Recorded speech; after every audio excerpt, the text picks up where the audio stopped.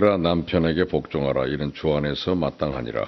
남편들아 아내를 사랑하여 괴롭게 하지 말라. 자녀들아 모든 일에 부모에게 순종하라. 이는 주 안에서 기쁘게 하는 것이니라. 아비들아 너희 자녀를 괴롭게 하지 말지니 낙심하라 하니라. 종들아 모든 일에 육신의 상전들에게 순종하되 사람을 기쁘게 하는 자와 같이 눈가림만 하지 말고 오직 주를 두려워하여 성실한 마음으로 하라.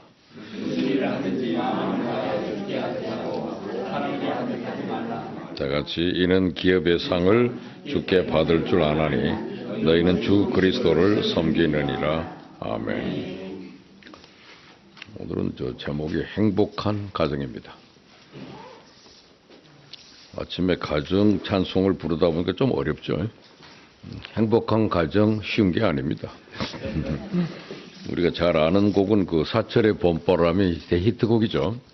그 유명한 웬만하면 다 잘 불러요. 근데 그분이 그 구두회 작곡 전영택 목사님이 작사한 것입니다. 전영택은 늘봄 전영택, 우리 한국 문단의 유명한 그 작가시죠. 소설가. 근데 그분이 감리교 목사님이십니다. 그분은 1894년생이에요. 그러다가 1968년 교통사고로 대한성서공에 건너가다 YMCA 앞에서 돌아가셨어요.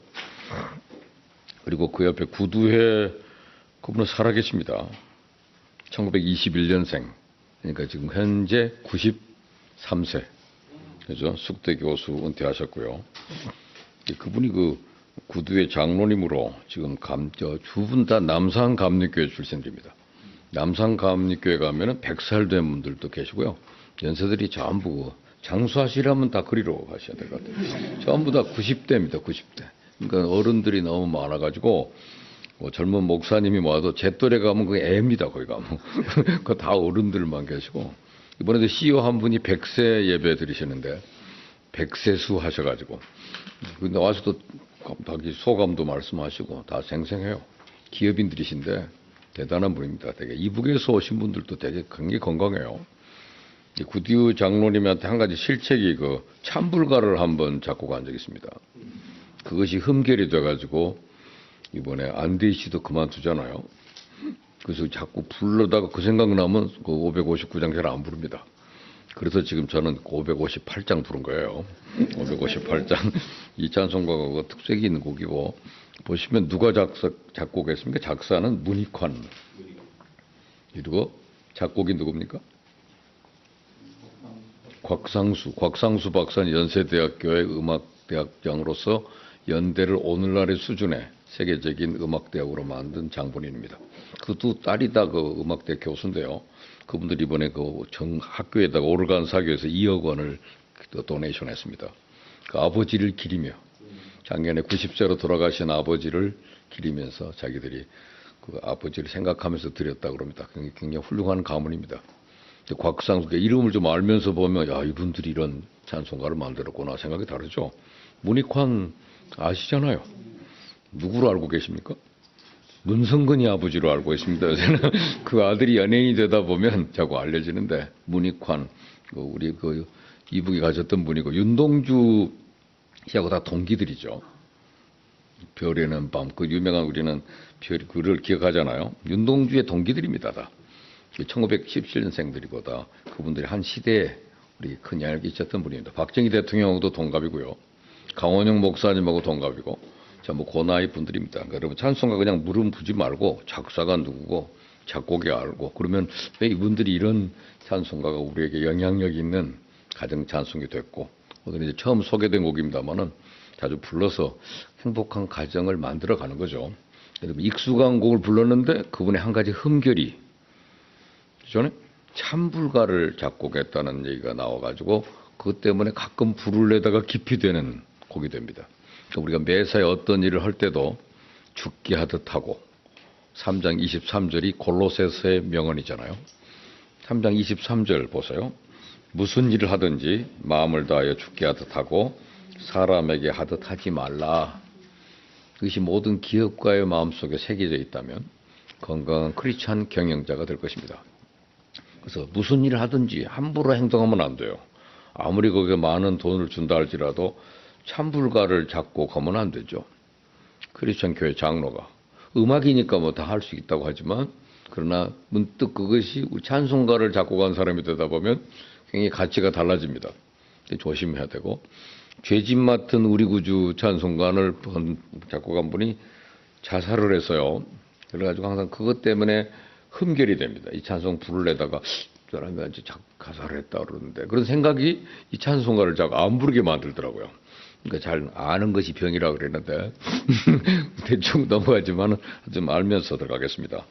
오늘 여러분은 이 골로새서 3장 18절 읽으시면서 또 그 얘기 하려고 그런 것 아니냐는 예감? 그죠? 아내들 데려다 놓고 꼭 이거 시키려고 그러냐는 생각을 갖지 마세요. 왜냐하면 골로새서라고 하는 책은 바울의 그 옥중서신이잖아요. 대표적인 옥중서신 감옥에서 쓴 편지인데 그것이 각 지역에 가서 이렇게 그 지역 이름만 붙이면 그 교회에서 읽는 편지가 됩니다. 또 골로새에 있는 교회에 보낸 편지입니다. 근데 그 내용하고 에베소서하고 같은 저자라서 그런지 내용이 같아요. 그래서 에베소서는 6장으로 챕터를 나눠놨습니다. 그렇지만 골로새서는 4장으로 되어 있어요, 챕터가. 근데 내용이 조금 써머리 된 것입니다. 그러니까 또다시 편지 보낼 때는 같은 말보다 좀 줄여서 쓸 수도 있지 않습니까? 그래서 에베소서하고 골로새서를 트윈 레터, 쌍둥이 서신이라 그럽니다. 내용이 같아요. 근데 재미있는 것은 에베소서 1, 2, 3장은 이제 신앙의 원리를 가르쳐요. 원리를 쭉 신앙을 쓰고 그 다음에 생활 실천편으로 들어가면 4장부터는 어떻게 살 것인가를 가르쳐 줍니다.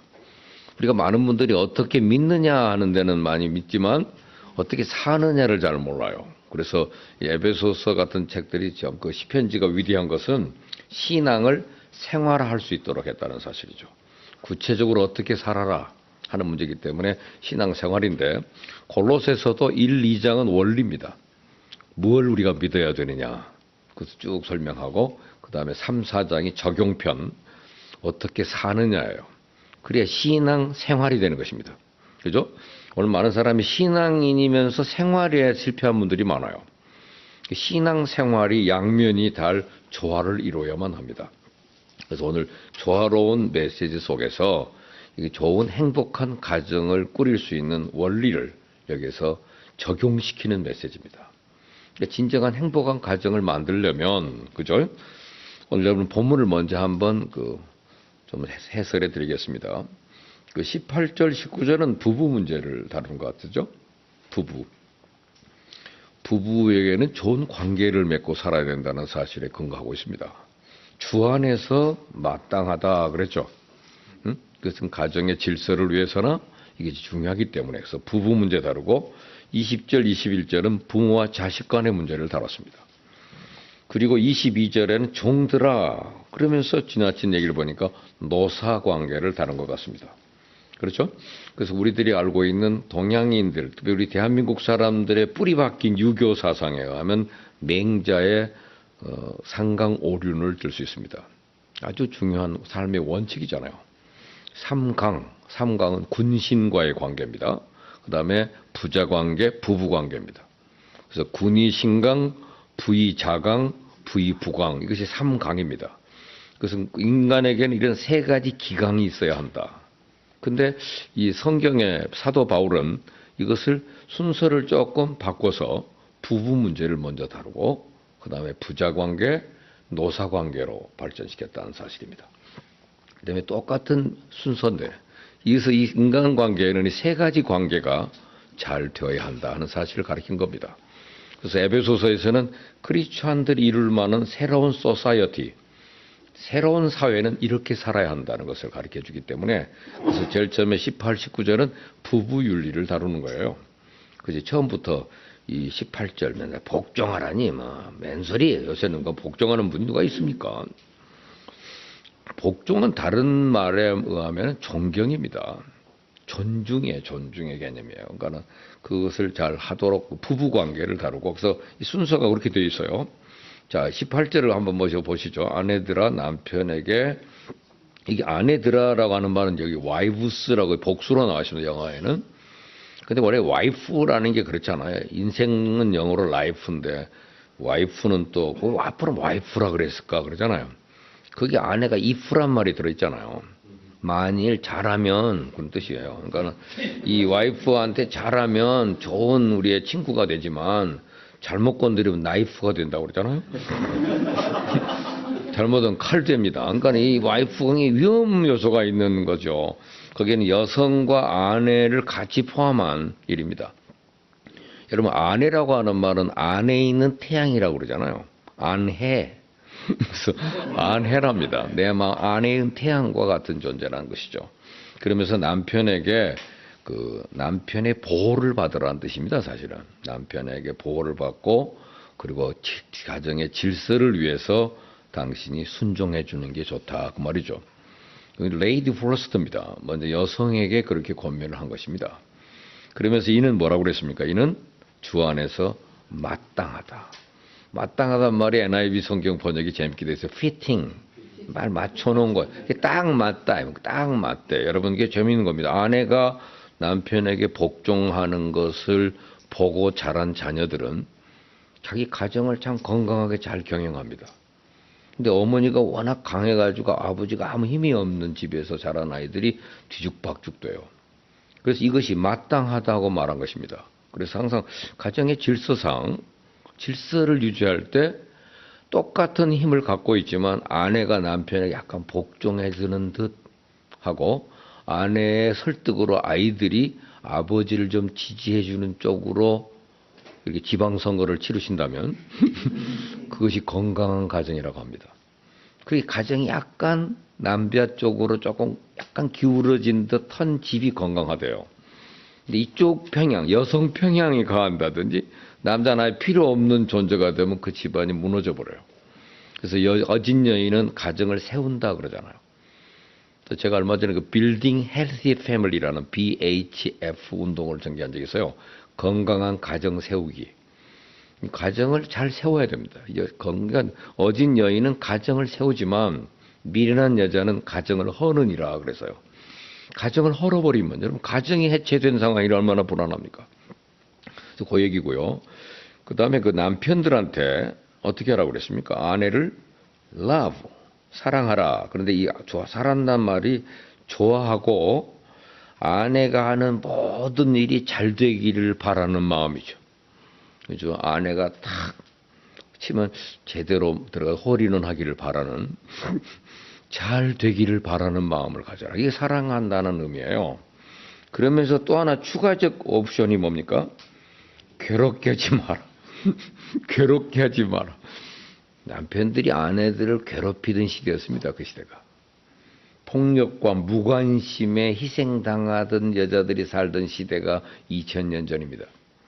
그 로마 사회에서는요, 여자는 그저 취급도 받지 못한 그 시대에 그 바울이 굉장히 강한 언어입니다. 괴롭게 하지 마라.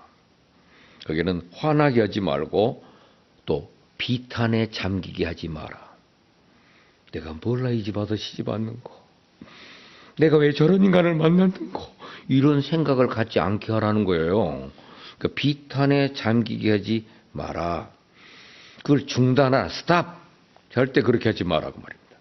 그래서 폭력과 무관심의 희생물이 되는 시대에 굉장히 시대의 파격적인 명령입니다. 그래서 남편들아 아내를 사랑하며 괴롭게 하지 마라. 그리고 얼마나 좋은 말씀인데 처음부터 복종하라 그랬다 삐져갖고 안 들으려고 그러는 사람이 많더라니까요. 그리고 이 18절 읽으면 남편들이 아멘 그런 사람들이 많아요. 그리고 남편들이 대답할 말 아니거든 이거는요. 부인들이 끄떡거리는 말이지. 이런 주 안에서 마땅하니까. 그러면서 자녀들아 단계가 발전됩니다. 모든 일에 중요한 말입니다. 모든 일에. 에어리아가 다양하죠. 전 영역에 있어서 부모에게 순종하란 말은 귀를 기울이라 그런 뜻입니다. 이게 attention이죠. 항상 무슨 말을 하든지 귀를 기울이는 거죠. 학생들도 공부 잘하는 사람들은 귀를 기울이는 사람이더라고요. 귀를 쫑긋하고 항상 거기에 관심을 가지고 듣는 거죠. 잘 듣는 거. 이것이 순종입니다. 그런데 그것은 좀 주 안에서 마땅하니라는 말보다 한 단계 더 업그레이드 되어 있습니다. 그건 주 안에서 기쁘게 하는 것이라. 즉 하나님의 기쁨이 되는 것이라는 겁니다. 이 자식들한테 부모에게 순종하는 것은 하나님의 기쁨이 되는 거란다. 이것을 학령기 이전에 아이들에게 뿌리 깊게 새겨놔야 됩니다. 근데 가장 강한 교육은 18개월 미만에 넣으라고 그러더라고요. 18개월이면 요 피땡이 하는 것 같은데요. 그때 다 알아듣는다는 거예요. 저는 목회를 하다가 그 강대상에서 설교하고 있는데 우리 아들이 엄마가 강대상까지 기어 올라왔더라니까요. 우리 그 옆에 있던 장로님이 그냥 끌어안고 내려가고 막 어쩔 땐 또 강대상 앞에 공간이 있는데 거기 서가고 딱 이렇게 서갖고 있어. 제가 왜 이래 가서 나가서 때리려고 이제 얘기를 하다 보니까 자기는 그 신발을 새로 샀는데 내한테 안 보여줬다는 거예요. 보여주고 싶어서 그래서 내가 개인적으로 불러갖고 그래서 네가 목사고 내가 아들이다. 또 어떻게 생각하냐? 네 입장을 한번 바꿔보고 생각해봐라. 조금만 애한테 제가 그래서요. 입장을 바꿔놓고 한번 생각해보면 내가 얼마나 당황한 게냐 너. 그랬더니 다시는 안 하더라고. 애들도 알아듣는다니까요. 그 아이들이 어리기 때문에 못 알아들을 거라는 생각은 여러분의 생각입니다. 요즘 그 유명한 가수들이 랩으로 막 빠른 속도로 얘기하면 어른들 못 알아듣습니다. 애들은 다 알아들어요. 다 따라서 해요. 얼마나 놀랍습니까? 그 얼마나 빠른 속도로 그 유행에 민감하고 흐름이 빠른지 18개월부터 알아듣는다는 거예요, 이 아이들이. 그러니까 그때 미리 아이들에게 하드를 잘 깔아놓으라면 순종하라.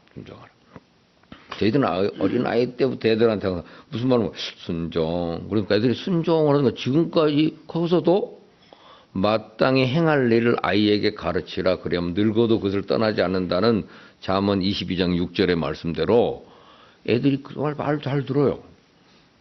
제 아내가 이번에 애들이 33살, 31살 먹은 애들한테 너 이번에 추석 때 집에 와서 부침개 좀 해라. 그랬더니 며느리까지 와서 다 같이 3명이 앉아서 다들 부침개예요. 뭐 동네 그 추석을 못 세는 노인들 좀 부침개도 좀 갖다 주고 그러라니 애들이 다 배달도 하고 그런 말을 잘 들어요.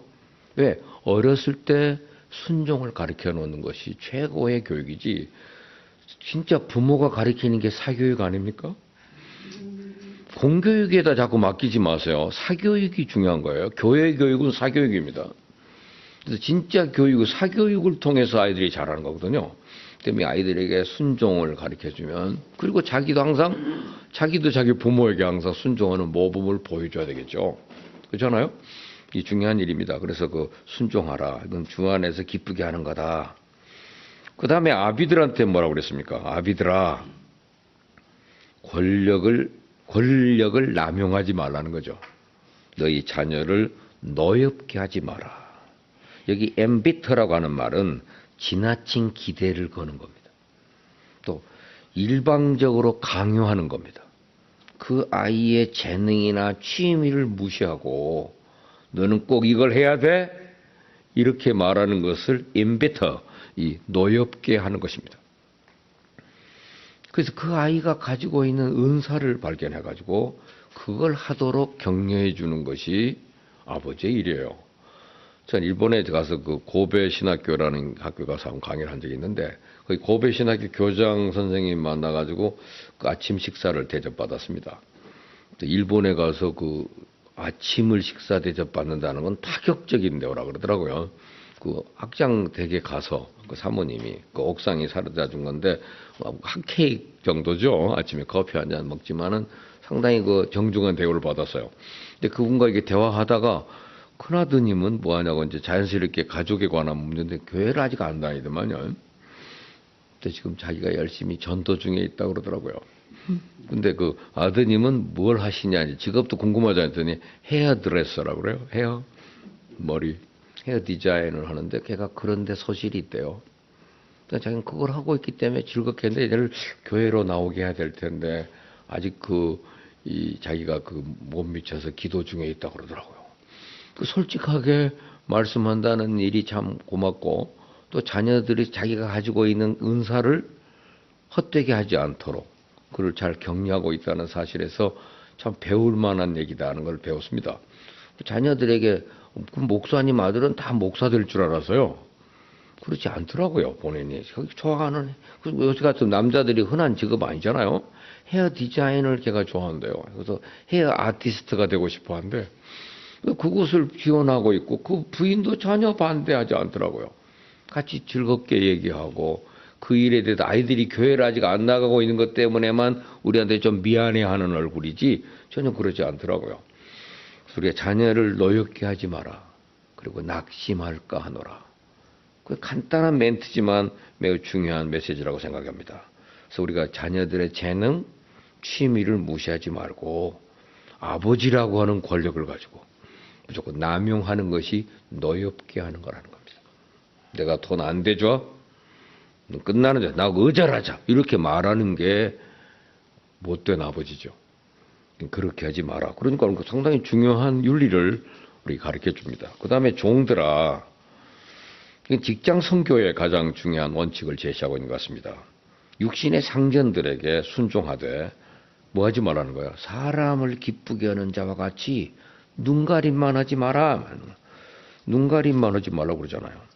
그래서 그들의 그 열정을 이겨내기 위하여, 거기 나와 있죠. 거기 영어 성경은 not only when their eyes is on you and to win their favor. 그 사람들이 요구하는 것을 해주는 것처럼 이렇게 일종의 속이는 거죠. 속이는 짓은 하지 말고 신실한 마음으로 주를 경외하듯이 그분을 하나님 섬기듯 정말 그 죽게 하듯 그렇게 섬기도록 해라. 그러면서 그 부연 설명이 뭡니까? 무슨 일을 하든지 대충 하지 말고 마음을 다하여. 그 다음에 어떻게 죽게 하듯 하고 절대 그 working for the Lord죠. 주를 위하여 일하는 것처럼 하지 사람에게 하는 것처럼 하지 마라. 이렇게 자기 일에 최선을 다하고 그 분야의 달인이 되고 어떤 상황이든 다 해결할 수 있는 그런 사람이 된 사람이 와서 자기가 예수 믿기 때문에 당신도 예수 믿었으면 좋겠다고 전도를 하는 것은 가능한 일이지만 지 일도 잘 파악도 잘 못하고 헤매고 있는 사람이 매출 실력도 없는 놈이 자꾸 와서 교회는 간다고 안 오고 그러면 나 같아도 자르겠어요. 그러니까 오늘 이 직장 선교의 가장 중요한 원칙은 그겁니다. 잘 섬기는 것. 섬기기만 해갖고 되는 게 아니에요. 마음을 다하고 실력이 있어야 되고 거기에서 정말 다른 두려워하여 성실한 마음으로 그 일을 잘 감당해라. 그러면 네가 이 땅에서는 그 회사로부터 정당한 보수를 받지 못할 수도 있어요. 회사의 상황이 어려워가지고 제대로 보상을 못 해줄 수도 있으나 하나님이 다 상급을 주신다는 겁니다. 그것이 24절에 이는 기업의 상을 주께 받을 줄 아나니. 그렇잖아요? 오늘 내가 여기에서 어떤 일을 했는데 그 수고의 사례가 비록 작고 마음에 안 들 수도 있어요. 그렇지만 주께서 다 주시는 거니까 매사에 최선을 다하라. 얼마나 이 좋은 말씀을 듣는데 처음부터 아내들아 그랬다고 기분 나빠요. 그것은 우리 사회의 편견입니다. 그래서 오늘 이것이 우리에게 행복한 가정의 원리로 제시되어 있기 때문에 5월 가정의 달에 스페셜한 시간이잖아요. 그래서 오늘 이 말씀을 나누려고 합니다. 오늘은 그 행복한 가정이에요. 복종하면 사랑하고 사랑하면 복종한다. 그런 테마로 오늘 얘기가 시작됩니다.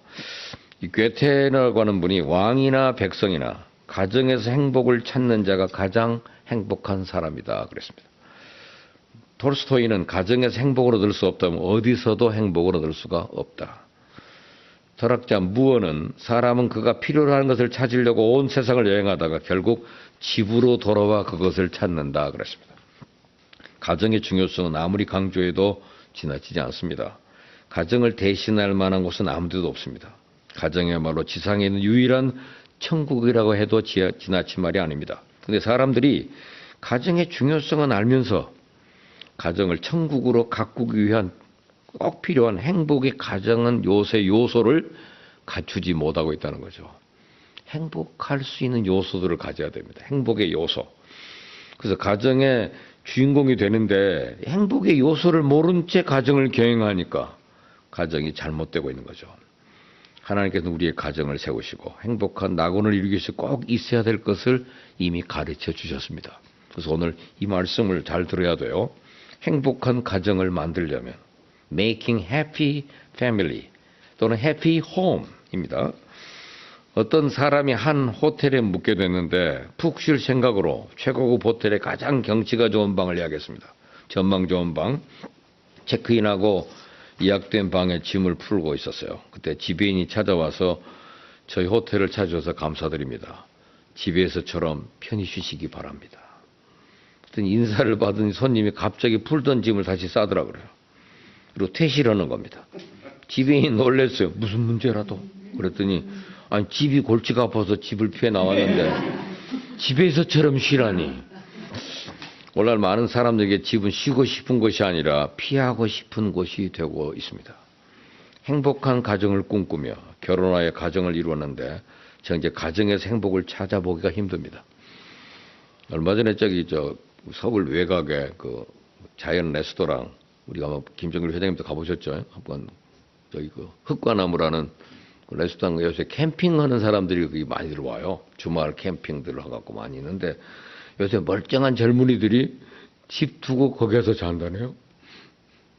평일날도 퇴근을 걸로 한대. 거기서 텔레비 보고 혼자 밥 먹고 있는 게 좋대. 자기 집에다 돈만 보내주면 되는데 아내는 돈만 보내지 당신 올 필요도 없다 그런다는데. 그래서 돈 보내주고 자기는 그 가까운 데니까 거기 와서 캠핑하고 살아요. 텐트 조그만 방에서 거기다 텔레비 놓고. 그래서 그 사장한테 물어봤더니 거기서 택배가 많이 온대요. 그래 캠핑장으로 와가지고 뭐 생선도 오고 뭐 다 붙여가지고 인터넷으로 쇼핑을 하니까 다 거리로 배달을 해준대요. 그래서 거기서 자기 혼자 해 먹고 지내는 게 너무 편하다네. 그러니까 성경대로 사는 거죠. 말다툼은 아내와 사는 것보다는 운막에 사는 게 낫다. 뭐 성경대로 사는 거지만은 가정이 귀찮은 집구석이 돼버리고 있다는 사실은 우리 모두에게 참 충격이더라고요. 글램핑이라고 해서 전부 나와서 사는 사람들이 많아지고 있어요. 유대인들에게는 초막절이라는 게 있어서 갑자기 텐트 치고 일주일씩 이주기 삽니다. 왜냐하면 우리 조상들이 광야에서 출애굽에서 이렇게 살았단다. 이 과거를 체험하게 하면서 공동체가 같이 지내는 그런 훈련들을 함으로써 잠깐 동안의 도시생활, 이 산업사회 속에 살아가고 있는 자신의 모습을 다시 자연으로 돌아가는 그리고 고생시하는 시절로 역사적인 교육을 위해서라는 의미가 있는 일이지만 집에 가기 싫어서 텐트 치고 거기다 텔레비 다 들어놓아서 볼 수 있게 만들어 놓고 아주 좋다네. 혼자 청소하고 재밌는 너무 재밌다는 거 차 앞에다 딱 놓고 거기다 텐트 치고 사는 게 낫지 집에 가기 싫어가지고 거기서 출근한대요. 그것도 또 세탁소에다가 부탁하면 다 해서 갖다 줘. 또 요새 세상 좋습니다. 서울 근교니까. 예? 오늘 우리가 이 가정이 무너져가고 있다는 사실은 가슴 아픈 일입니다. 아까 가정이 무너지는 이유는 행복의 출처를 오해하기 때문이라 그럽니다. 행복이 어디에서 오는지를 잘 몰라요. 그래서 오늘 본문에서 그것을 가르쳐주고 있어요.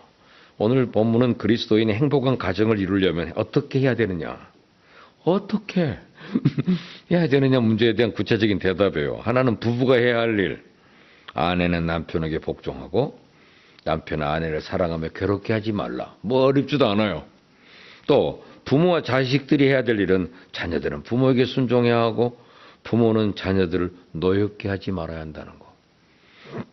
노엽게 하지 말 것 중에 가장 중요한 두 가지 포인트는 애들을 키울 때는 성적 건드리지 말고 외모에 대해서 말하지 않는 것입니다. 너 생긴 게 그게 뭐야 이거 커는 꼬라지하고는 그런 말 애들 열받게 합니다. 성적 가지고는 건드리지 말아요. 아이고, 제가 미국에 가서 그 가정학 공부를 하면서 그거 듣고 난 다음부터 가슴이 이거 맨날 그걸로 애를 때리고 그랬는데 그거를 이거 뭐 전혀 못하게 하니 진짜 안 해보기로 한다는 게 쉬운 게 아니더라고요. 너 공부 안 해? 주일날은 또 교회만 와서 사네. 내일이 시험이라는데. 근데도 목사 입장에서도 은근히 저는 좀 집에 가서 공부 좀 했으면 좋겠다. 그런 마음도 약간 있어요. 그런데도 또 너 왜 집에 안 가냐 이렇게 물어보면 아버지가 원래 주일은 공부하지 말라고 그랬잖아요. 그래도 또 그 말만 잘 들어. 그거는 그러니까 그 성적과 외모는 항상 이 아이들하고 부딪히는 주제 중에 하나더라고요. 근데 그것이 아이들을 노엽게 하는 거라고 합니다. 있는 그대로 받아주고. 그러면 그 성장기잖아요. 그 변화의 시대, 이 발달 과정에서 그런 과정을 거치지 않고 억압을 해놓으면 그 아이들이 성장이 정체되거나 그 상태로 고정돼 버립니다. 우리가 이민 간 분들이 70대에 따르면 이 70대로 픽스돼 버리는 것처럼 그 아이들 때 그걸 억압을 하면은 창의력을 잃어버리고 그 아이들이 그 상태에 고정돼서 늘 욕구 불만에 빠질 수 있다는 사실이죠. 어떻든 오늘 부부와 자녀들에게 가장 기본적인 원리를 제시했습니다. 우리가 가정이란 말은 집가 자하고 뜰 정자를 씁니다. 그죠? 그러니까 일본 사람들은 가 그러면 이에 그것만 쓰지만 가정, 이 가란 말은 하우스를 말하는 것이고 정은 홈을 말한답니다. 그러니까 우리는 집을 이루려고 하우스를 갖기 위해서 투자도 많이 하고 좋은 집 해놓고 이러면 다 행복할 거라고 생각하지만 중요한 것은 내면이죠. 홈이 이루어져야 됩니다. 홈. 미국에 가면 길에 써 있잖아요. 가끔 이 집을 내놓습니다. for sale, for sale. 그런다. 난 어떤 집은 home for sale. 내 가정을 팝니다. 그런 집도 있대요. 가정을 판다면 충격입니다. 가정이 해체되고 있다는 사실은 무서웁니다. 그래서 참된 가정의 행복은 사실은 외적인 데 있는 게 아니에요. 아이들이 제일 좋은 것은 한 방에 같이 자는 거랍니다. 같이 그냥 옴덕옴덕. 그래서 아이들이 그 이스라엘 사람이 텐트 치고 같이 가서 일주일씩 오면 그렇게 좋대요, 아이들이. 같이 지내는 게 좋은 것이고, 흙과 같이 지내는 게 행복한 거잖아요. 넓은 집에 자기 문 들어가면 딱 잠고 들어가 버리면 안 나오고, 이 개별화되어 있는 사회가 큰 하우스가 인간을 행복하게 하는 게 아니에요. 홈입니다. 제 아들이 군대를 가게 됐어요. 그랬더니 제 아내가 여기 지방으로 간비 여행을 한번 하면서 큰 여관을 하나 얻어가지고 한 방에서 같이 잤으면 좋겠다 그러더라고요. 애들도 그게 좋대요. 그냥 가서 이쪽 저쪽으로 드러넣어도 한 방에서 잤는데 그게 아이들에게 굉장히 좋았던 추억이 된 거라고요. 그리고 군대를 보내야지 영 마음이 그렇더라고요. 우리가 떠나 보낸다는 게. 가정의 행복은 홈에 있지 하우스에 있는 게 아니다. 그것을 같이 말하는 게 가정이에요. 우리가 가정, 그래서 우리 돈독한 관계, 이 좋은 관계가 유지되어져야 좋다. 그래서 부부 간에는 아내는 복종해주고 남편은 사랑해주고 이렇게 하고 또 자식은 자식이 부모에게 순종해주고 부모는 애들 성질 건드리지 않는 겁니다. 노엽게 하지 않는 이런 자세를 우리가 갖추는 것이 아름답다 그 말이죠. 그러면 이런 관계를 유지하기 위해서 우리가 어떻게 하는 게 좋을까? 그랬더니 오늘 본문에서 발견되는 두 가지 단어가 있습니다. 18절 맨 끝에 그 영어 성경에는 in the Lord라고 있죠. 그죠? 그 다음에 그 20절에도 끝에 Lord 나오죠. 예. 주 안에서 우리나라 성경에는 주 안에서라고 그랬습니다. 그러니까 이 남편과 아내의 관계도 주 안에서 올바르게 세워져야 한다. 부모와 자식의 관계도 역시 주 안에서 올바르게 세워져야 된다는 얘기입니다. 여러분 주 안에서 부모와 자식도 만나면 확률이 같아요. 그렇죠? 저도 기도할 때 보니까 제가 아버지 기도했더니 우리 아들도 아버지 하고 있더라고요. 그러니까 누구를 부르는 거야? 그러니까 얘는 나를 부르는 게 아니에요. 하나님이 아버지더라고. 저한테도 아버지고. 그러니까 근데 주 안에서 관계를 갖는 것입니다. 주 안에서. 그래서 부부 관계, 부모와 자녀 사이의 관계가 주 안에서 세워져야 된다는 거. 우리 그리스도인들이 잊지 말아야 할 것은 부부가 만나고 교제하고 결혼해서 한 몸을 이루게 된 것 다 하나님의 역사입니다. 또 부모에게 소중한 자녀들을 주시고 양육하게 한 것 이것도 하나님의 역사입니다. 자녀에게 귀한 부모를 주시고 그 사랑을 받게 한 것 하나님의 역사입니다. 그래서 이 부부 관계가 주 안에서 새로워지려면 뭐부터 해야 돼요? 하나님께 감사하라는 거죠. 아내를 주신 하나님께 감사, 이런 남편을 주신 하나님께 감사합니다. 어떤 분은 항상 자기는 이런 남편 만난 게 늘 억울한 얼굴 하고 다니는 분들 많더라고요. 어떤 사람은 자기 부인 아닌 척하고 싶을 때가 많은 거야. 이게 두 사람들의 언밸런스를 만들더라고요. 무조건 감사라는 거예요. 이 감사, 그래야만 이 가정의 행복을 이룰 수가 있다는 사실입니다. 그래서 우리가 관계, 가족 간의 관계에 우선 하나님께 감사하라. 캐슬린 루이스의 그 렉스, 시각과 자폐의 복합 장애를 가진 아이예요. 그 캐슬린이라는 분이 그 프랑스에서 금융업에 종사하다가 이제 고향에 미국으로 돌아 결혼을 하고 아들을 낳았는데 이 아이가 시각장애에다가 자폐증이에요. 그래서 이 앞을 못 보는 자폐야. 다른 아이처럼 걸음마를 시작할 나이에 걷지도 못하고 말도 못하고 딱딱한 음식도 제대로 먹지 못하고 날마다 어두운 자기만의 세상 속으로 깊이 빠져갑니다. 견디다 못한 캐슬린이 신경쇠약 지증까지 내몰리고 그러면서 하나님께 부르짖습니다. 왜 저와 이 어리고 천진난만한 아이 이런 고통을 주셨습니까? 그러다가 그 아이를 돌보다가 그 남편은 이혼해버렸더라고요. 어머니들은 모성이 있어서 그 아이를 지키는데 아버지들은 떠나버렸더라고요. 그래서 혼자서 이 아이를 기르는데 근데 어느 날 이 아이에 대한 생각이 바뀐 거예요. 중요한 것은 깨달음입니다. 이게 우리 한국 사회의 변화함에도 지금 큰 깨달음이 필요한 때입니다. 큰 각성, 그 Great Awakening이라고 그러는데 미국의 역사를 바꾼 것은 조나단 에드워드의 시대의 대각성입니다. 요한 웨슬레에 의한 영국의 각성이거든요. 새로운 깨달음이 필요한데 이 사람이 하나님이 나한테 이 어린아이를 그냥 선물로 주셨구나. 그 깨달음을 가질 때 순간 감사하다는 말을 했다고 그래요. 그랬더니 그 집에 기적이 일어나기 시작하는데 이 아이를 키우다가 이 아이에게 좀 음악을 좀 들려줘야 되겠다 싶어가지고 아이를 달래려고 찡얼거리는 애를 달래려고 베토벤의 음악을 들려줬답니다. 그랬더니 이 아이가 그 자폐아의 시각장애인데 강렬한 반응을 보이더라고요. 그 음악에 막 야, 이 아이가 음악을 좋아하는가 보다. 그래서 좋은 음악을 계속 들려줬다는 거예요. 그러다가 이 아이에게 생일날 그 전자피아노, 이제 띵동 소리만 나는 거를 이렇게 사다 줬는데 그 아이가 2살짜리가 연주를 하는데 그냥 그 음악에 자기의 모든 것을 거기다 다 표현했는데 놀라운 선율을 나타내는 거예요. 그래서 미국 CBS TV에서 이 사람이 이제 소개가 되고 알려지면서 이약 스타가 됐어요. 근데 얘가 6살 되던 해 어느 날 엄마 사랑해 그러더라는 거예요. 처음으로 그 말을 하기 시작하니까 그 얘기를 기록한 책이 렉스라고 하는 책입니다.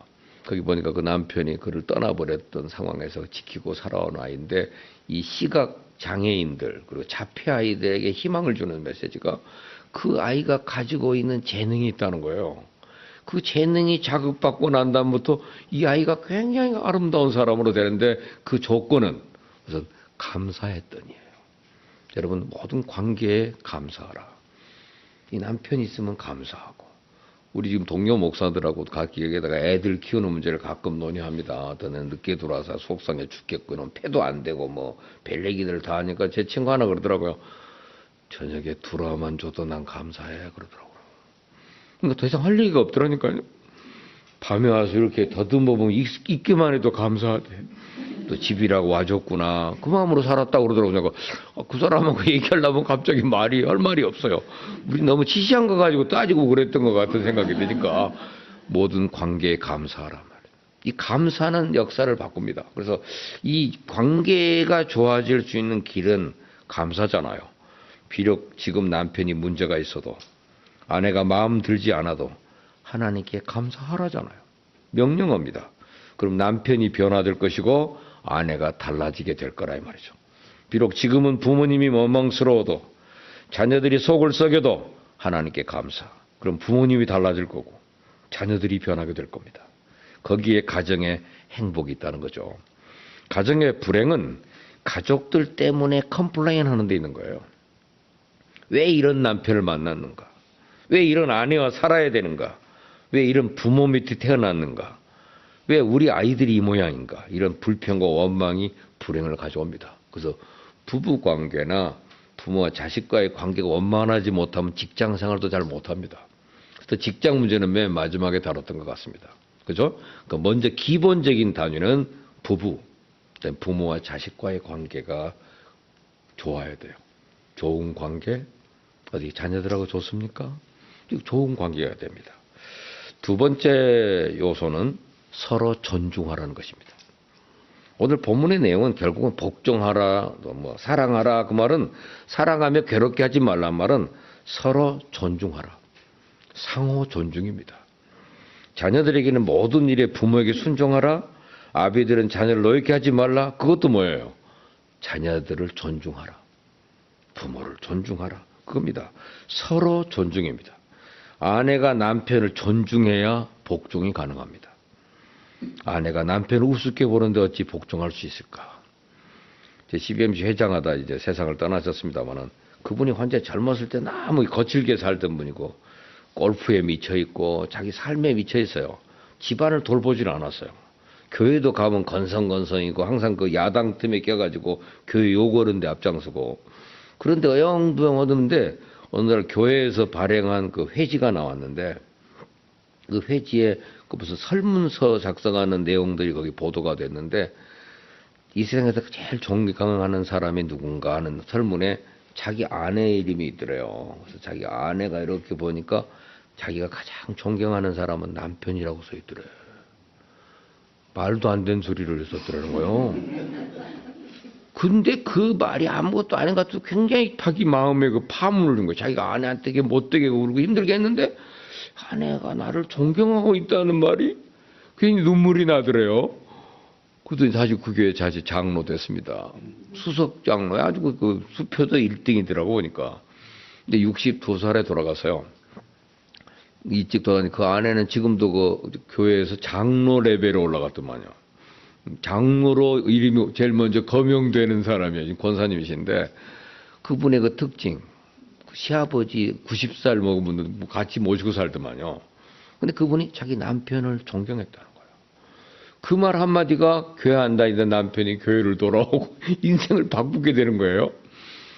지난번에 CBMC 대학에 갔다가 그 자기 아내 그 사람이 태권도 사범인데 항상 그 집은 개도 주인을 못 나면 그거를 들어가 항상 쥐어박으니까 이게 그거는 그 개가 몸 꼬리를 또 바싹 얼어버린데 그 개 취급도 아니지 그건 아니 얼마나 얼어버린데 그 무서워. 애들 또 주는 애들도 말을 못해요. 그런데 그 CBMC 대학 가서 다시 태어나도 당신 같은 남편하고 40사람 손들어 보라 그러는데 그 40명 중에 자기 아내가 손들더래요. 그때 이 양반이 눈물을 쏟고 회개하고 돌아와가지고 이스라엘 선교사 갔다니까요. 태권도로 갔다 삼성에서 초청해가지고 거기 지원 다니다가 그 양반이 은혜를 입어갖고 선교사 내가 믿음도 없는 사람이 뭔 선교사를 지원했더니 근데 거기서 받은 은혜가 너무 커가지고 인생이 바뀌어버렸어요. 주님께 올인하기로 자기 인생을 바꾼 결정적인 것은 아내가 아니 아무도 손 안 들었대. 자기 팀에서 다시 저기 배우자와 다시 결혼하고 싶은 사람 있으면 손 드세요. 그랬더니 자기 부인이 들고 있더래. 잘 상상도 못했대. 자기 옆에서 누가 손 들었는데 이게 그 사람의 마음을 움직여버렸더라고요. 중요한 얘기입니다. 그래서 서로 존중입니다. 어떤 젊은 부부가 아내와 남편이 툭 하면 다투는데 그날도 두 사람이 여행 갔다 돌아오다가 티격태격 다툽니다. 남편이 길거리 지나가는 개 한 마리를 보더니 아내한테 빈정거리면서 여봐 당신 집안 식구 지나가네? 인사 하나 드리지? 그랬대. 그랬더니 아내는 또 늘 그 무시했던 마음대로 말하니까 질세라. 개를 향해 가더니 안녕하세요 시아주버님 그랬다. 이러니 그 피차간에 그 좋은 가정이 아니죠 사실은. 나이든 부부 얘기입니다. 은퇴한 남편 바라보는 아내의 모습. 집에 두면 근심덩어리, 데리고 나가면 짐덩어리, 마주 앉으면 왼수덩어리, 혼자 내보내면 사고덩어리, 며느리에게 맡기면 구박덩어리. 이런 부부가 행복할 수 있겠습니까? 존중이요, 존중. 유명한 말 상경여빈이라는 말이 있습니다. 상경, 서로 존경하되 손님처럼, 여빈, 그죠? 손님을 대하듯 서로 존경하라.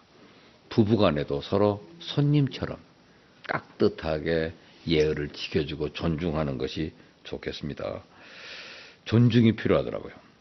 저도 언젠가 이 성경에서 이 원리를 깨닫고 그다음 어느 날부터 새해 첫날 부부간에 맞절을 하기 시작했어요. 우리가 결혼할 때는 패백실에서만 맞절을 해봤지 평생 안 하고 살잖아요. 그래서 새해 한번 교인들하고 이제 그 송구영신 예배 끝나고 나면 애들이 있는 데서 꼭 와서 우리 먼저 맞절하자. 그래서 서로 맞절하고 1년 잘 부탁한다고. 그리고 살아온 게 한 30년 가까이 된 것 같아요. 근데 애들도 그걸 보길 좋아해요. 왜냐면 그때 제 마음이 뭐냐면 서로 존중하는 것이 귀하다. 결혼할 때는 맞절이잖아요, 서로. 서로 맞절, 그러놓고 지금은 평생 안 하고 산단 말이에요. 존중이라는 게 바로 거기에 사용되지 않냐면 서로 존중할 때 그것이 가정이 행복하다는 얘기죠. 상경여빈입니다. 세 번째는 헌신입니다. 희생해 주는 거죠. 기꺼이 십자가를 지는 거. 자녀들도 부모에게 순종하는 게 쉬운 일 아니잖아요. 순종해 드리는 거. 이 희생이거든요. 희생이 있어야 기꺼이 자원하여 하는 게 좋습니다.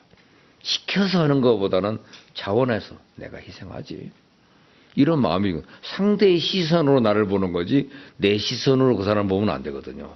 아유 꼬라지하고는 그냥 내가 챙겨주지 않아서. 이런 마음이 서로 간에 있을 때 그것이 행복해진다는 얘기죠. 그래서 행복한 가정으로 변화되려면 그 안에 반드시 사랑이 있어야 되고. 어떤 사랑입니까? 그래서 오늘 그 복종이라든지 사랑이라는 말 속에는 진짜 좋은 아가페라는 사랑이 있어요. 홀트 아동 복지에서 일어난 일이죠. 한국 전쟁 당시에 홀트 씨가 만난 대다수 아이들이 병이 들어 있었는데 고칠 가능성이 있는 아이들은 병원에 입원시키고 가망이 없다고 여긴 아이들은 자신이 데리고 살았답니다. 결과는 의외예요. 병원에 입원시킨 아이들은 대다수가 사망했답니다. 그런데 집에 데리고 있던 애들은 다 살아났대요. 그저 꼭 안아주고 돌봐준 것밖에 없는데 그래서 비타민이나 좋은 약이 중요한 것이 아니라 영양소가 부족해서 사랑이 부족하면 또 사랑이 산소라고 그러잖아요. 그 행복은 사랑이며 사랑은 산소다. 산소 없이 살 수 있습니까? 또 한 가지는 중요한 요소 하나는 대화입니다. 오늘 그래서 아비들아 너희 자녀를 경록해 말지니 낙심할까 함이라는데 행복한 가정에는 대화가 있다. 둘이 같이 가면서도 대화하고 이 대화가 없으면 인간이 살아갈 수가 없어요. 호헨슈타인입니다. 호헨슈타인 13세기 그의 그 황제 프리드리 2세가 몇몇 어린이들에게는 대화하는 것을 제외하고 살아가는 데 필요한 모든 것을 최대한 제공했답니다. 다만 어린이들이 아무런 대화도 하지 않았을 때 어느 나라 말을 먼저 사용할 것인가를 테스트해 보려고 그렇게 실험을 했대요. 근데 그 실험은 헛수고였습니다. 왜냐하면 아이들이 도중에 다 죽어버렸대요. 대화하지 않고 먹을 거 주고 다 챙겨줬는데 결국은 아이들이 죽어버리더라는 거예요. 미국의 유명한 외교관 찰스 아담스의 그 아들은 유명한 역사학자 브루크 아담스입니다. 근데 이 사람들이 부자가 같은 날 쓴 일기가 공개됐어요. 근데 아버지 일기엔 이런 내용이 써 있었어요. 오늘 아들과 함께 낚시를 다녀왔다. 하루를 어쩔 수 없이 애 돌보는 일로 소모해야 했다. 아들의 일기. 오늘은 아빠와 함께 낚시를 다녀왔다. 나의 일생의 가장 기쁜 날이었다. 이 자녀들이 대화를 원해도 아빠가 되게 이름이 바빠예요. 바빠 이러다 보니까 아빠가 없어지고 바빠만 남아있는 사회. 대화가 끊어진 거죠. 아이들의 대화를 진지하게 들어줘야 되고 전화를 안 하면 먼저 전화하세요. 저는 요새 아이들한테 수시로 전화를 합니다. 갑자기 왜? 목소리 듣고 싶어서 그렇지. 남에게 대접을 받고자 하는 대로 네가 남을 대접하라지. 이놈 새끼들이 전화를 안 해? 그러지 말고 먼저 하세요. 먼저 하면 되잖아요. 한밤에도 전화하면 그 다음날 왜 전화했는데 답이 없냐? 그것도 또 말할 거리가 있잖아요. 그 자꾸 말을 하니까 아이들이 대화를 하는데 나중에 보니까 친구들 중에서 아빠하고 얘기 제일 많이 하는 사람이 자기밖에 없대. 그래서 너무 많이 전화 오면 자기가 창피해서 끊을 때가 있대. 너는 아버지하고 이렇게 얘기를 많이 하냐 그런다는 거예요. 대화가 얼마나 소중한 것인지. 대화해야 아이들을 진단하잖아요. 저는 성도들이 전화를 하면 전화 이렇게 들으면 그 사람의 영적 상태가 느껴져요.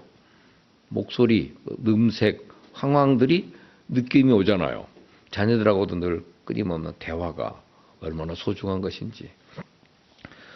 그 마포 중앙교회 그 홍순철 장로란 분이 그 대화의 1, 2, 3 법칙인가를 개발해서 알려져 있지 않습니까?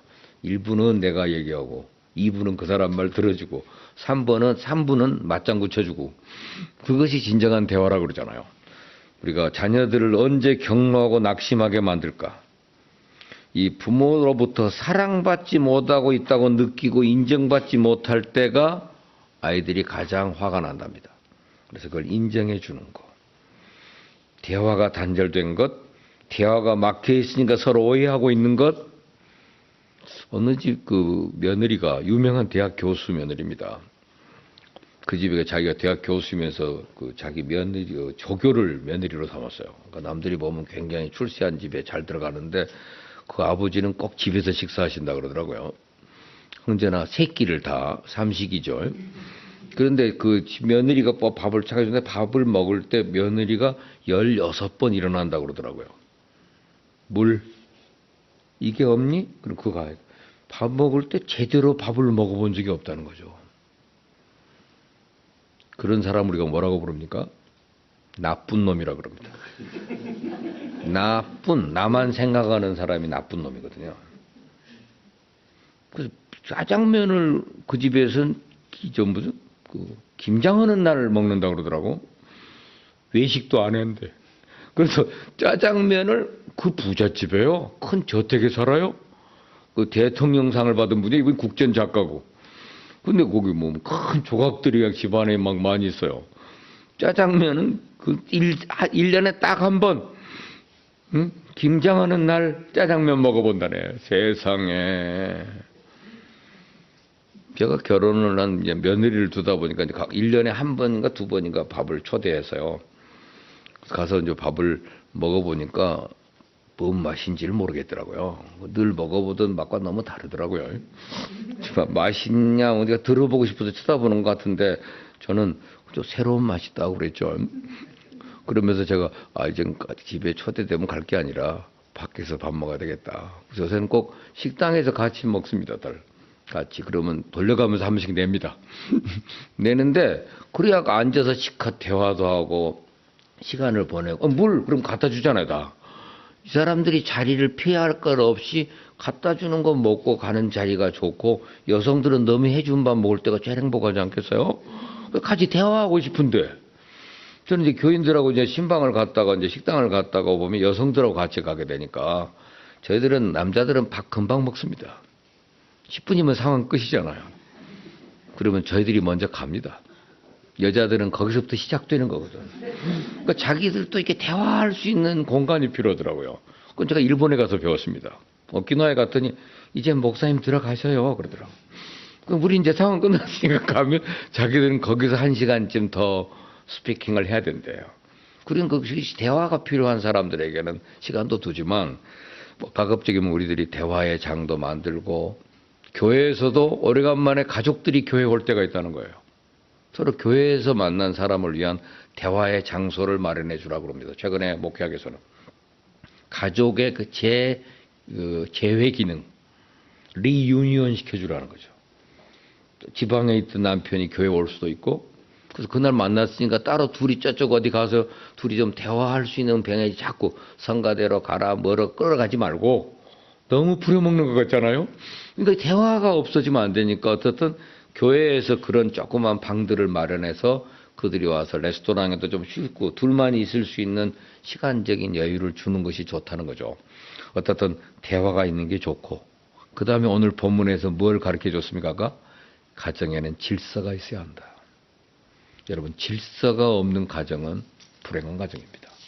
그래서 최종 가장 중요한 문제를 결정할 때는 엄마가 아이들을 잘 설득해서 아빠가 결정할 수 있도록 도와주는 집이 제일 건강한 집이라고 그러잖아요.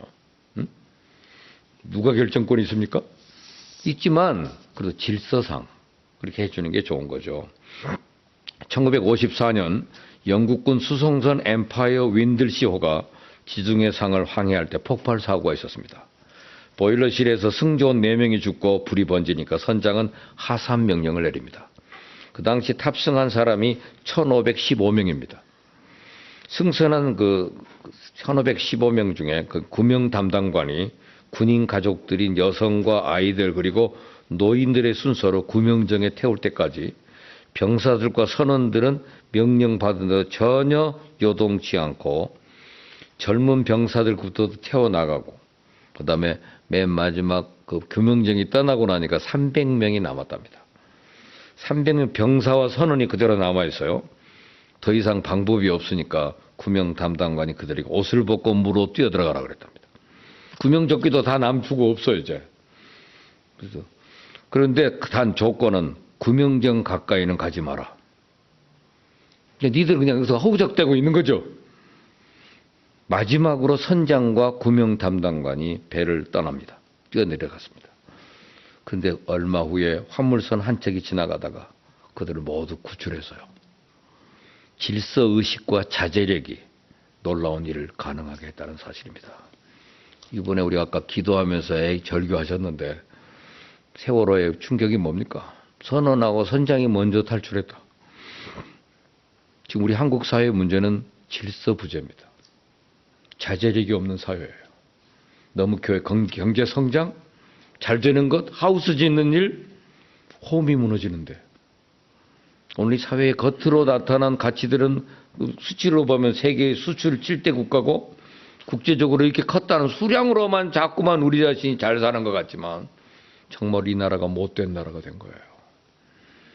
총리 한 사람이 지명되면 또 그 사람을 해코지하는 말이 전부 나와서 그 사람이 시작도 못 해보고 두려워서 그만두고 아버지 제발 하지 마세요 하는 자식들의 말 때문에 이 중요한 시점에 리더십이 사용되지 않는 사회, 무서운 사회, 질서가 없는 사회입니다.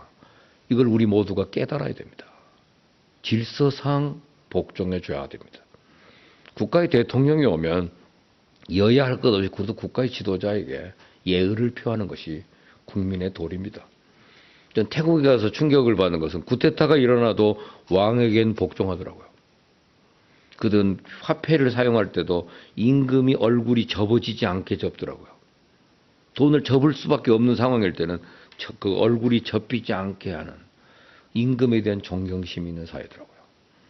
우리는 이 사회가 어느 날부터 함부로 부르기, 매도하기, 인터넷 시대가 또 되다 보니까 모르는 사이버 공간에도 마음껏 욕하는 어린아이들이 댓글들 많이 달아가지고 연예인들이 자살하잖아요. 그 악플을 한 번씩 받고 나면 사람이 쓰러집니다. 언어 폭탄은 인간의 직접 폭탄보다 무서운 거거든요. 무서운 사회. 마지막 한 가지 꼭 필요한 요소가 있다면 경건입니다. 경건한 가정을 만들자. 그죠? 경건이란 하나님의 거룩하심과 존엄하심에 대한 경건한 두려움. 하나님에 대한 진실한 사랑의 표현입니다. 여러분 알다시피 서대문 영천시장이 옛날에는 콩나물 시장으로 유명합니다. 거기 그 한 사람이 새벽마다 콩나물 통을 머리에다 이고 시장에 나가는 길에 교회에 들려서 기도하고 나갔대요. 이 아주머니 인생 목표가 예수 그리스도와 함께 살면서 자식들을 믿음으로 성장시켜서 하나님 일꾼으로 길러내는 겁니다. 결국 이 아주머니의 소원대로 아들이 훌륭한 사업가가 되고 제약회사 사장 됐죠. 그분이 어머니의 새벽 기도를 잊지 못해서 회사 심볼 마크를 종을 새긴 게 유명한 종근당 제약 아닙니까? 경건하게 기르면요 훌륭한 인물이 나와요. 조나단 에드워드 아까 말씀드린 프린스턴 대학의 총장 지냈고 미국 영적 대각성에 가장 영향을 끼쳤던 인물이 조나단 에드워드입니다. 부인도 신앙심이 좋아요. 어떤 사람이 이게 훌륭한 인물이었던 그 조나단 에드워드와 그 후손을 추적해서 조사했더니 873명이 후손이 있는데 그중에 260명은 평범한 신앙인으로 살았고 나머지는 각계각층에서 부통령이 1명, 상원 의원이 2명, 하원 의원 3명, 공무원 80명, 판사 30명, 변호사 100명, 저술가 85명, 군인 75명, 성직자가 100명, 의사가 60명, 교수 65명, 전부 존경받는 직업군을 가진 사람들이 되었다는 얘기예요. 근데 같이 주일학교 다니다가 믿음을 버리고 포기한 맥스 주크라고 하는 사람, 이 사람도 흥미있게 조사를 해봤어요. 근데 그 사람도 안 믿는 여자하고 결혼을 했습니다. 그런데 자식 후손을 1292명을 낳았는데 그 중에 유아 사망이 309명, 거지가 310명, 불구자 440명, 매춘부가 50명, 도둑이 60명, 살인자가 70명, 별 볼 일 없이 산 사람 53명, 이렇게 통계가 나왔어요. 이 두 가계의 대조는 경건한 가정이 가족들과 후손에게 미치는 영향이 얼마나 큰가. 부모가 경건한 삶을 살 때 자녀들이 올바른 길을 간다는 사실입니다. 비록 안 가는 것 같아도요, 아버지 어머니가 살았던 길로 가더라고요. 저 공부할 때 어떤 나이가 많은 분이 서울대 대학원 나오고 사회에 그 활동을 많이 하던 분이 신학교를 왔어요. 이분이 나이가 많아서 40대에 결혼했는데 신학교 졸업한 여자하고 만나더라고. 그랬더니 자기는 평생 소원이 목사님 아내가 되는 게 꿈이라네요. 근데 결국은 이 사람이 신학교를 찾아왔어요. 알고 보니까 아버지가 목사님이더라고요. 소록도의 영웅, 유명한 목사님이에요. 그분 아들이 아버지가 늘 너도 나중에 목사 되라 그랬더니 그것이 거부해서 딴 길로 갔던 사람입니다. 결국은 우회해가지고 아내 때문에 다시 돌아와서 다시 새롭게 가면서 아버지가 예전에 자기를 위해 기도했던 일이 자꾸 생각나더라는 거예요. 결국 그 길로 가게 되더라니까요. 그래서 경건은 경건을 낳습니다. 그래서 우리가 행복한 가정이 되려면 우리 가정에 사랑이 있는가, 대화가 있는가, 질서가 있는가, 그리고 아버지 권위가 서 있는가. 그러니까 한번 점검해 봐야 되지 않겠습니까? 그래서 아까 행복한 가정에 3가지가 가장 기초라 그랬습니다. 첫째는 감사, 두 번째는 존중, 세 번째는 헌신. 그 위에 4가지 요소죠. 사랑과 대화와 또 뭐요? 질서, 그리고 경건이 있으면 이게 정말 행복한 가정입니다. 우리는 행복한 가정을 만들고 또 그런 가정을 좀 전파하는 우리 모두가 되기를 바랍니다. 기도하겠습니다.